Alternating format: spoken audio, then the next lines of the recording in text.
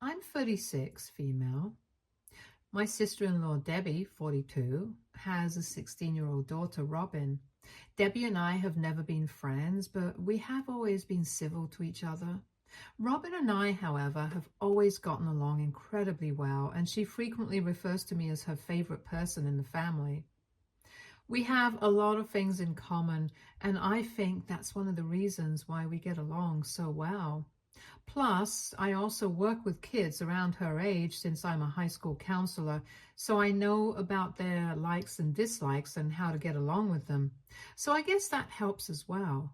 My husband and I got married 4 years ago, but we have been together for almost 6 years. Initially, Robin and I were not that close because she was very shy, but around 2 years back, we started talking about some TV show that both of us were watching and were really into, and then that's when we started getting along. After a couple of months, she started opening up to me and told me that she had been having a lot of problems with Debbie. She confided in me that her mother was very difficult to get along with, and it had always been that way in the past, but recently things had gotten much worse. Robin wanted to go to Juilliard because she was quite a skilled violinist, but Debbie thought that music was a waste of time and wanted to focus on pulling up her grades and becoming a lawyer just like her. It was one of the classic passion or career debates that has been going on for ages. But I really thought that they would be more open-minded than that, since we're living in the 21st century and I don't want to exaggerate. But Robin really is extremely talented, and it would be a waste of her talents to not pursue a career as a violinist in a professional capacity. I had tried my best to console Robin and be there for her whenever she was too frustrated with the situation at home, because her father really didn't want to weigh in any of this, and her mother was too dominating for anybody else to stand up against her either. She was basically fighting with her mom on her own and trying to get her to understand where she was coming from. But it was getting very difficult for her. I tried to sympathize with her as much as I could, but that was really the most that I could do. I had even suggested that maybe I could talk to Debbie, but Robin herself told me not to do that because that would only make the situation worse, since Debbie did not appreciate other people meddling in their personal affairs. So all I could do was just be there for her and tell her that things are going to be all right, even though I felt really bad for her, and I wish I could do something. This had been going on for the past couple of months, and recently things got very ugly, and because of that, I'm in a tough spot at the moment. So for the past 3 months, my husband has been working on a project which requires him to stay in Ohio for most of the month. He only comes home on alternate weekends, but thankfully, he'll be done with this by the end of this month. The point is, I've mostly had the house to myself and have been living on my own. Robin knew that and had been visiting me pretty often to spend some time with me because apparently that brought her peace. She talked to me like a friend, and I would try to give her advice just like I would to any other student. In the past few weeks, she had apparently been having a lot of fights with her mother, and things were getting really heated in their household. Apparently, Debbie had started interrupting her while she was practicing and telling her to get out of the house if she wanted to play the violin so badly, because she was not going to entertain this BS in her household. Then they would argue, and Debbie would insult her and tell her that she was just going to be an unemployed burden on the family in the future if she continued to disobey her mother. And I could understand how it was so frustrating. So I was aware that things were only getting worse with time, and I have been feeling quite worried for her.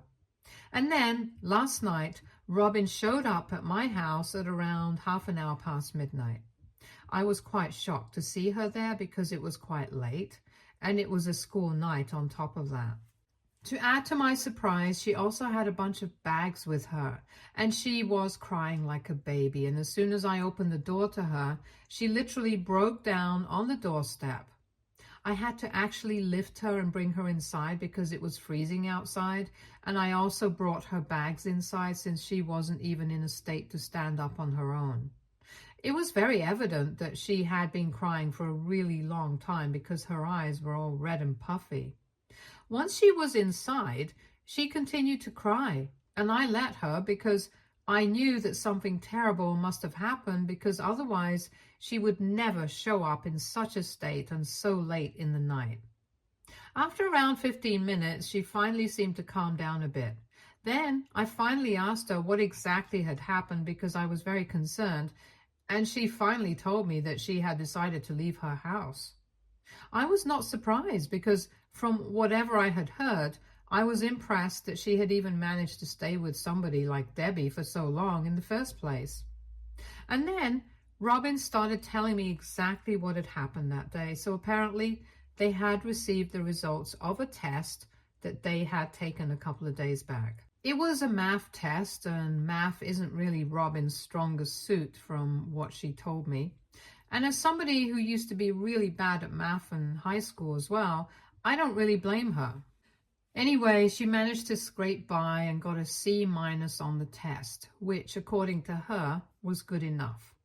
Because honestly, she has been bad at math her entire life, and her other grades kind of made up for everything. She thought Debbie wouldn't be surprised, but when she came back home with the test, Debbie was furious and completely lost her mind. She started blaming Robin and the violin for her grades, which was kind of unfair because she was pretty decent at everything else. She was averaging a B grade, and that's not really that bad. But Debbie didn't really seem to care about any of that and started yelling at Robin as soon as she told her that she had a C in math. Robin fought back because she was really frustrated with the way she was being treated by her mother. That argument just got worse, and after one point, Debbie went upstairs and Robin followed her, and she barged into her room with Robin right behind her. Then Debbie grabbed her violin and started smashing it to the ground. Robin tried to stop her and grabbed her arm, but Debbie, for some reason, decided to push her back and continued breaking the violin to bits while Robin cried. Her father was at work at the time, but Robin told me that even if he had been there, she highly doubted if he could stand up for her. Anyway, after the damage was done, Debbie literally just walked away without another word, and Robin just sat there in her room crying until her father came back home. Even after her dad came back, it took him almost half an hour to finally come and check up on her. And then, when he finally came to talk to her, all he said was that he would buy her a new one. But she had to promise that she would get better grades, and only then would he be able to buy something, because otherwise Debbie would never approve of it. She had already been miserable, and when her dad said that, she finally lost it. Apparently, Robin had a bag packed anyway after her last fight with her mother, and after this incident, she decided that she could no longer live with them anymore. So after they had fallen asleep, she snuck out of the house, got a cab, and came straight to my place because she felt like I was the only person she could trust. On one hand, I was happy that she had chosen me to be her safe space, but on the other hand, I was quite worried about what was going to happen in the future.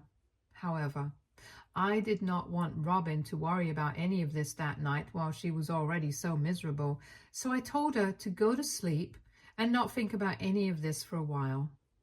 After she fell asleep, I finally called my husband and told him all about this. I had been keeping him updated on the situation with Debbie and Robin, and he had known how difficult it had been for the kids so far. He also said that he was not surprised that Debbie was acting so psychotic because right from childhood, she had always been a bit of a control freak. But this was just taken to another level, and it was not acceptable in the slightest. He told me that I should let Robin stay with me and not worry about what other people might have to say about this. Once I had spoken to him, I felt more sure about my decision, and that was it. But then this morning, Debbie and her husband showed up at my house really early and demanded that I tell Robin to go home with them. They said that they had spoken to all of their relatives after they had woken up and discovered that Robin was not in her room, and they were aware of the fact that she spent quite a lot of time at my place after school. So they knew that I was helping her hide out here, but now they wanted me to let her go home. Debbie was furious, and I could see it, but I decided to stand my ground, and I told him that Robin was not willing to see them at the moment, and that the way she had behaved with her was downright psychotic, so I did not think it was a good idea for her to be around such a sensitive kid at a time when she was already feeling so miserable. When I said that, Debbie started yelling at me and got all up in my face, saying that I was nobody to judge her because I was not Robin's mother, so I should stop trying to act that way. I tried to be as respectful as possible and kept my anger under control. I tried to explain to her that I had not forced Robin to come to me, but instead Robin herself had shown up at my place, and now, as a responsible adult, it was my duty to keep her safe.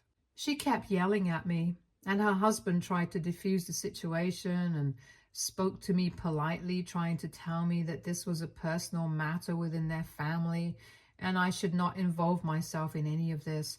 So I had to explain to him that I did not do this myself, but their daughter had been confiding in me for the past couple of months. And as someone with a conscience, I just couldn't help but take her in. And now she would only go back if and when she felt like it. It wasn't my choice. It was completely up to Robin, and I was going to respect that. I had already told Robin to stay put in the guest room and not come out as soon as I heard the bell ringing furiously, but she still decided to come out when things started getting a little too loud in the living room. I was not expecting that, and as soon as she came out of the room, I told her to go back inside and I would deal with this on my own. But she still stood there, and even though I could see that she was literally shaking like a leaf, she still squared up to Debbie and told her to leave because she did not want to go back home with them. She announced that she wanted to stay here with me and she didn't even want to see them around anymore. I'm not going to lie. At that point, all of us were shocked because, like I said in the beginning, Robin was a very shy kid and generally quiet. This was quite unexpected, but I was glad that she was finally standing up for herself, even though it kind of backfired on me. Because when Robin made that announcement, Debbie turned to me and started accusing me of manipulating and brainwashing her, because apparently she thought that I was trying to steal her daughter away from her since I could not have kids of my own. I've got to say, it was a crazy and wild theory to say out loud, since I think pretty much everybody knows that it was my choice to get married late and not have children of my own. Everybody has asked me about it, and I've always made things very clear. I'm not saying that I don't enjoy having Robin here, but I would just not like having to raise a baby of my own. It was as simple as that. And whatever she said, it was just not true. Anyway, after yelling at me for a bit, she decided to leave after she realized that no amount of yelling was going to get her daughter back to her. And then I received a phone call from my mother-in-law a few hours after Debbie left, and she started screaming at me almost immediately. It was quite unprecedented because I had a good relationship with my in-laws. I did not expect them to be so unfeeling. Anyway, I could hear that all three of them were on the phone, including Debbie. My mother-in-law and Debbie screamed at me about how heartless and selfish I was being. They said that my only duty would have been to send Robin back home as soon as she had shown up at my door, and then I should have let her parents deal with this situation. But instead, I was too busy trying to be the savior. And then my father-in-law told me that they were going to give me a couple of days to think things over and send Robin back home. But if I didn't do that, they would have no other choice but to sue me. Now, I know that they don't have a legal leg to stand on, and they can't exactly do that. But I just wanted to make sure that I'm doing the right thing. So, AITA for not sending my sister-in-law's daughter home after she came to me crying in the middle of the night? Update 1. So after my father-in-law said that they were going to sue me, I was kind of scared, and I posted here to ask if I was doing the right thing or not. And the response was pretty overwhelming, so we're sticking together. I also spoke to my husband, and he said that he's going to speak to his family and tell them to back off, because right now it's Robin's decision where she wants to stay. And after the way Debbie has treated her daughter, she has no right to make any demands. I haven't told Robin about the phone call because I don't want her to freak out and panic. She's already pretty anxious about everything, and I don't want to make the situation worse for her. Anyway, my husband said that he was going to speak to his parents after work today and tell them that I'm not going to be sending Robin back home. He also said that he's coming back home this weekend, so if there's any trouble with his family, he's going to deal with it in person. He gets off work in a couple of minutes, so I'm just going to wait and see what happens. Also, just in case they actually did approach a lawyer, I have told my lawyer as well about this entire situation, so that in case they actually file a lawsuit against me for anything, I can defend myself and I'm not caught off guard. I was very stressed out in the morning, if I'm being honest, but after reading the comments on my original post, I am a little calmer now because I know that I'm doing the right thing. I will keep you guys updated on the situation with Robin, since a lot of people seem to really care about what's going on with her. It's kind of touching, even though we don't really know each other, but then people seem to care so much. Update 2. So it's almost midnight right now. Robin is asleep, and a couple of minutes ago I got off a phone call with my husband.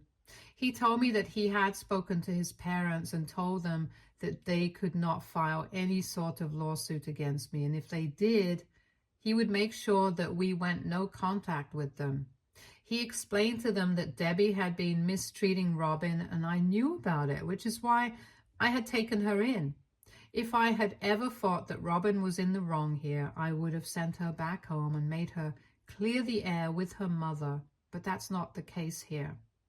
But they just refused to see things from my point of view and kept saying that this was between Debbie and Robin, and I should have just sent her back home instead of encouraging this nonsense.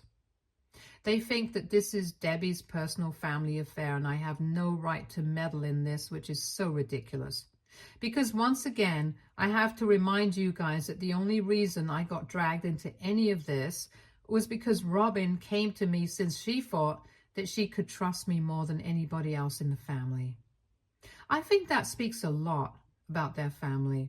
My in-laws were pretty bent on whatever they believed, and even told my husband that if he was on my side on this, then they had nothing to talk about anymore, since he had made his priorities very clear. They even tried to make him feel guilty for taking my side and said that they had never expected something like this out of him because he had always been a good son to them. But now it seemed like he was trying to be diplomatic and defend something that was very wrong, just to keep me out of trouble. So while my husband had tried to be nice and polite to them and discuss things in a civil manner, after they said that, he got into a fight with them. Honestly, I really don't understand why my in-laws are acting like this, because I think I had mentioned earlier that they have always had a very good relationship with me. So this is very unexpected, and I think they should realize that Debbie is not the kind of wonderful woman that they think of her to be. I feel like they have been brainwashed against me. But even then, there's no excuse to act like this and make me the villain in a situation where I'm clearly trying to help their granddaughter. Anyway, all things said and done, my husband ended up fighting with his parents over, and after that, he told them that they were free to do whatever they wanted, but he knew that we were doing the right thing, and so he was not scared of anything. So now, if they want to come after me legally, they're free to do that. Update 3. So it was a pretty hectic day today. Yesterday, Robin had decided to skip school, and I had taken a day off from work because we were still trying to process everything that was going on. But today I had to go to work and she had to go to school. She goes to a different school than the one that I work at, but thankfully it was on my way, so I dropped her off and then I went on my way. But then I received a phone call in the middle of the day from her school telling me to come and pick her up because apparently something really concerning had happened and they didn't want to discuss this on the phone. They just wanted me to come over as quickly as I could and then take her home. I guess you guys can imagine how scared I was when I received that phone call, and I immediately texted this to my husband, quickly explained the situation to my coworkers, and then left. When I got to her school, she was in the principal's office and was crying really hard again. As soon as she saw me, she hugged me and said that she was going to go back home and she was not going to be a burden on me anymore. I was very confused and I had no idea what to say to that. So I just told her that she was not a burden on me and that we could discuss it when we got home. I just needed to know what had happened. At that moment, I could see that she was hysterical and I wasn't going to get anything sensible out of her. So I sat her back down after comforting her for a while and then spoke with the principal. Apparently, she had a mental breakdown in the middle of class because she had received a bunch of texts from her parents. It led to a full-blown panic attack and she had to be taken to the nurse because of it. So it happened in the middle of her literature class, and they generally had a rule that students were not allowed to check their phone during class, but she had taken out her phone just because it had been buzzing so frequently. Her teacher had told her to turn it off, so that's why she had taken out her phone.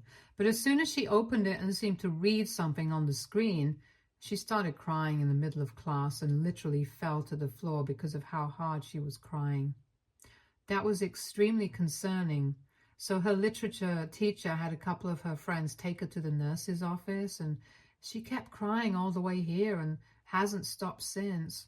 They didn't even know how to deal with any of this, and they were about to call her parents, but she insisted they call me instead, and that's why I was here. They said that Robin's friends had said that the texts were from her parents, and since school staff were not allowed to check phones and other personal belongings, they had just called me up to directly deal with the issue to take her home, since this was too intense for them to deal with.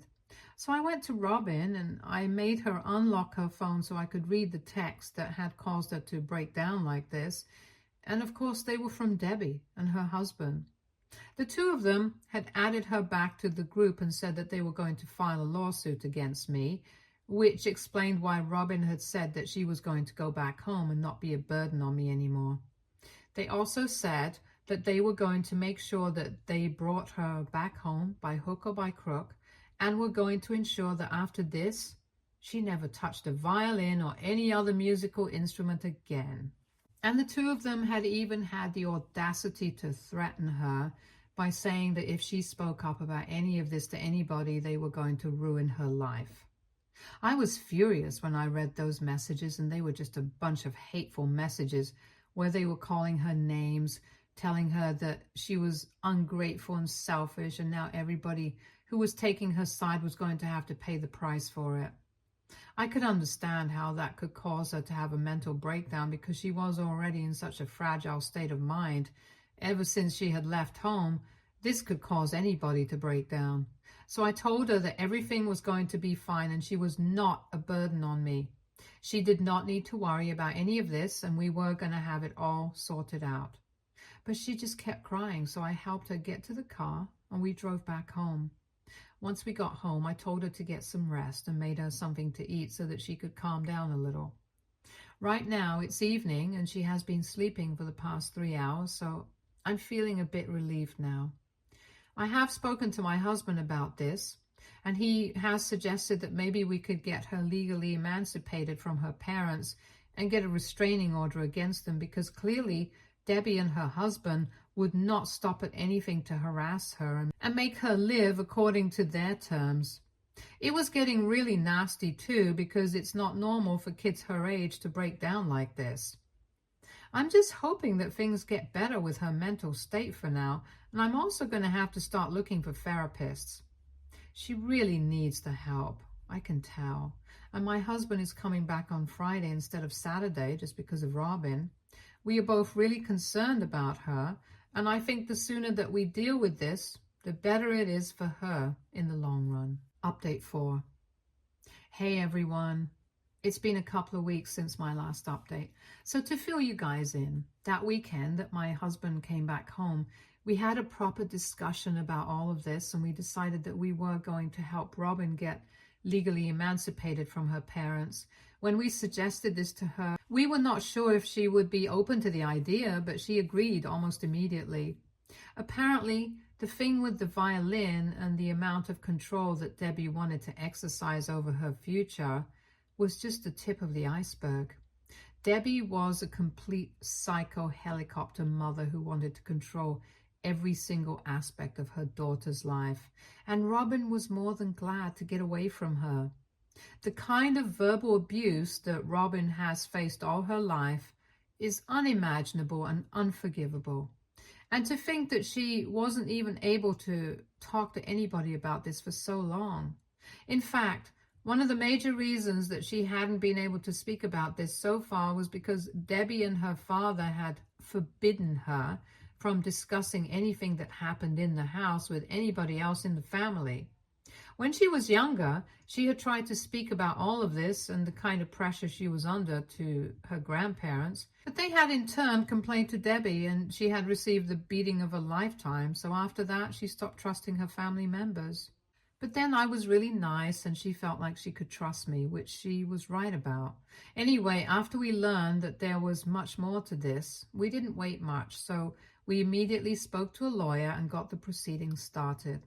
It's still ongoing as of now, but we are positive that we will be able to get her legally emancipated.